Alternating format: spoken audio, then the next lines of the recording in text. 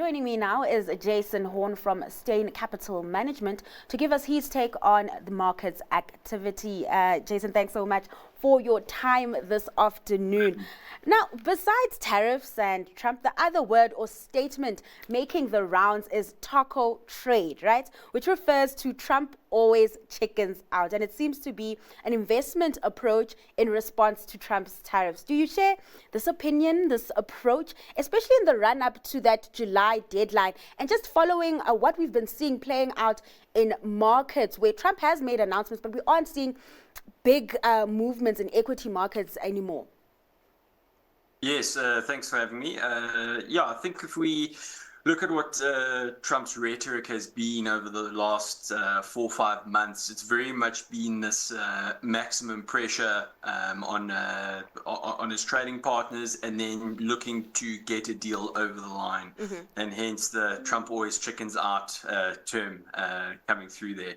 But I think the reality is now that there's actually been very few breakthroughs that have emerged in bilateral trade talks. And yes, to your point, the 90-day pause is ending in July, on July 9th it is. And I mean, even if we take a step back and we look at what deals have been announced, probably the flagship one so far, although not being that meaningful, is the UK deal. Yes. Rather modest trade deal. And the reality is the UK is still facing an effective tariff rate of about 8%. So from a Trump trade policy point of view, he needs to get some deals over the line.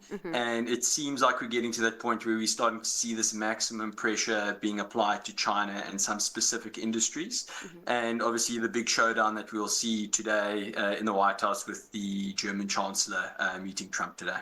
Now, a print that somewhat spooked markets yesterday is the ADP report, where we saw private sector hiring hitting its lowest level in 2 years. Does this, raise eyebrows? Is it a cause or concern, or should we, sit tight, hang tight, and wait for the U.S. non-farm payrolls out tomorrow that will provide a more widespread view of the performance in the labor market? Yes, I think you're correct there.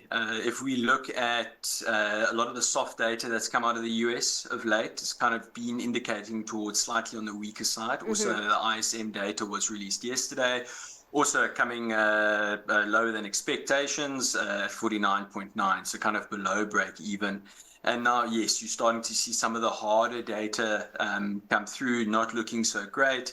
And the reality is, for a lot of these corporates out there in the US, that it's very difficult to make these hiring decisions, capital allocation decisions, when there is so much uncertainty around these tariffs that the US is imposing or planning to impose, and then obviously changing all the time. So you kind of starting to see that filter through, and that's why we saw a response in US bond yields yesterday going slightly lower, kind of more on the back of that weaker data, implying that yes, there actually might be some further room for the Federal Reserve to cut rates in order to support the economy. And talking about cutting rates, markets expect the ECB to reduce rates at their meeting today. Do you share the same opinion? I mean, we've seen GDP numbers out from the region not looking good.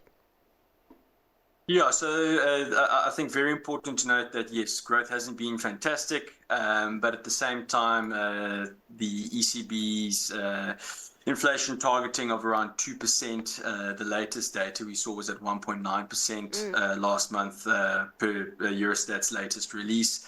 And yes, the ECB has been on a rate cutting cycle since rates peaked at about 4.5% last year. And yes, also with the market expect a 25 basis point rate cut. But what will be interesting to see is what Madame Lagarde says about the growth and inflation projections going forward. And will we continue to see this divergence between the ECB and the Federal Reserve? Moving over to some company news, Prada is moving forward with its plans to increase its control over its production line. And so it's acquired a 10% stake in an Italian leather company. What did you make of this move? And did markets like it? Yeah, so a fairly muted market reaction so far to it. I mean, just for context, this is a very small acquisition for Prada. Okay. Prada has an EBITDA of about 1.7 billion euros, and they've acquired this 10% stake in a company which only generates about 58 million euros in EBITDA. Reno is already a important supplier to Prada, and so this is likely a strategic move in line with their vertical integration and made in Italy strategy. And just, yeah, control over the supply chain is a competitive advantage in luxury fashion. So this is a company we have been invested in for some time, based on our work showing that social media interest in Miu Miu, the brand has been growing quite strongly, Yeah. and they managed to turn around Miu Miu, which has become a bigger part of their business and continues to grow strongly in a tough market. But yeah, the Prada brand remains resilient. And yeah, these guys have a history of turning around underperforming brands. And we've seen additional acquisitions recently in the form of Versace, which is potentially a lot more significant for them Okay. than this acquisition we've just reported on.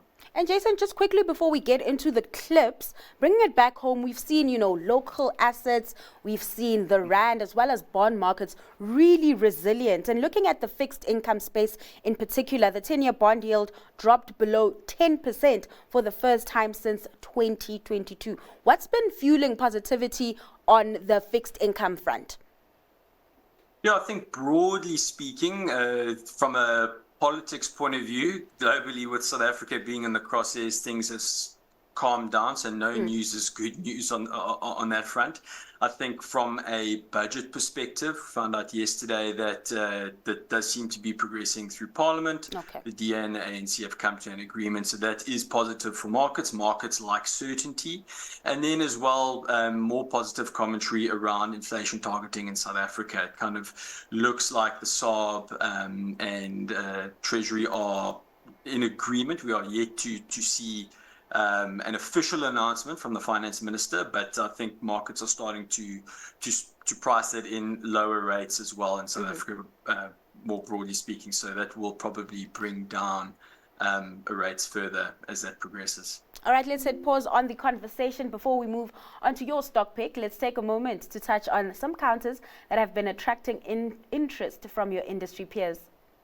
It's in a very competitive market in the UK, and it's basically an on-seller of Microsoft products and the like. But as we were talking about ISC or IOK, it's in a good market segment at the moment. Their results were okay. Their cash management was great.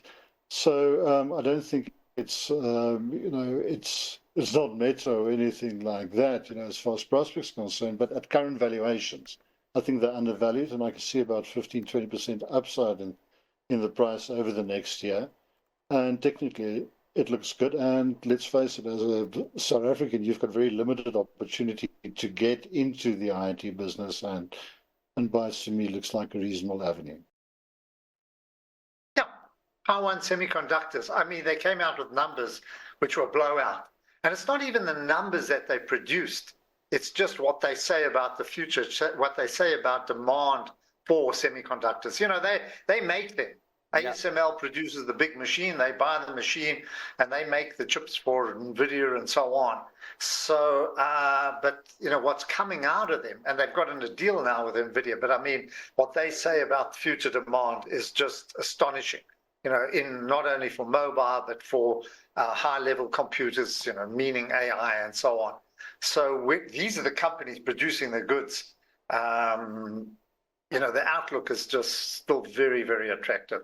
Don't discount it. Don't be a cynic. And that's why I'm saying with Rickers, with Bytes, those are the businesses which will eventually implement it for smaller businesses, or not even such smaller businesses. You're going to have to introduce AI. You're going to have to introduce all those kinds of software programs if you want to survive. So companies that are, likely to benefit from that AI boom operating in the tech sector, Bytes and TSMC. What's your thoughts around those counters, Jason? Yeah, maybe to start with Bytes, so IT business, it's benefited greatly from the Microsoft rollout.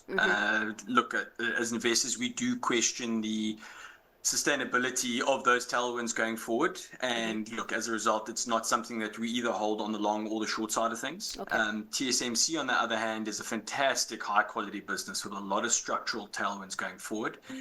They are the dominant market leader at the cutting edge of high-tech manufacturing, and they've got more than a 90% market share in the most advanced chip nodes. I mean, in the emerging market space, it's a very popular stock, and it counts for just under 10% of the MSCI EM index. It is a business we like, and we hold it in our emerging market fund. But we are significantly underweight versus the index, given the tail risk that this business could be commandeered by the Chinese at some point as well, which one needs to bear in mind.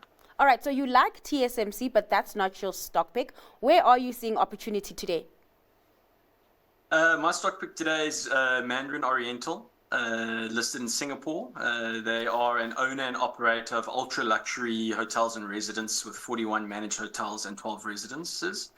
When investing in this company, I mean, the property value of the company alone is more than double the market cap. It's leveraging its brand with a pivot into hotel management, which is capital light, high margin, high ROIC, and the company is unlocking value through property sales as they pivot into hotel management. So recently they sold the Paris hotel, and that was just over 10% of the market cap versus having another 12 owned hotels as well. So it's a great business and a lot of opportunity there for investors. Interesting, one I haven't heard of before, so I've got some research to do after the show. Jason, thanks so much for your time and sharing your insights on trade at midday.